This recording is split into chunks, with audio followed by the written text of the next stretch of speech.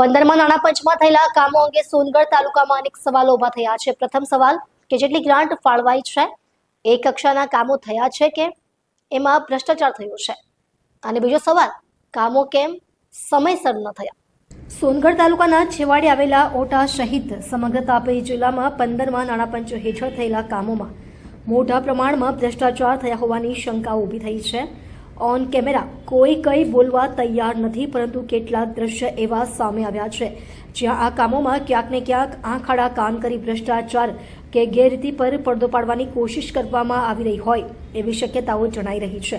હાલ નાણાં પંચ હેઠળ થયેલા કામો 2023-24ની ગ્રાન્ટ હેઠળ થઈ રહ્યા છે, જ્યારે કેટલાક ગામોમાં 2021-22ની ગ્રાન્ટથી અત્યારે કામો થઈ રહ્યા છે.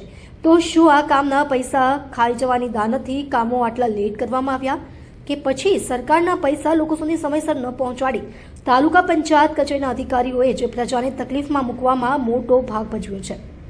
સરપંચ દ્વારા કેમ ગ્રાન્ટનો સમયસર અને યોગ્ય ઉપયોગ ન કરવામાં આવ્યો એ તપાસનો વિષય છે.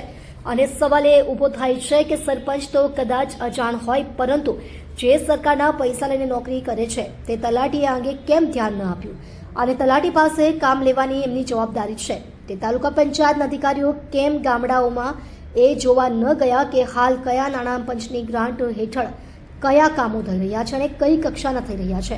મિત્રો, જો આપના ગામમાં પણ નાણાં પંચના કે અન્ય કોઈ પણ સરકારી કામોમાં આપને ભ્રષ્ટાચાર જણાતો હોય તો 9979391495 નંબર પર અમને જાણ કરવા વિનંતી.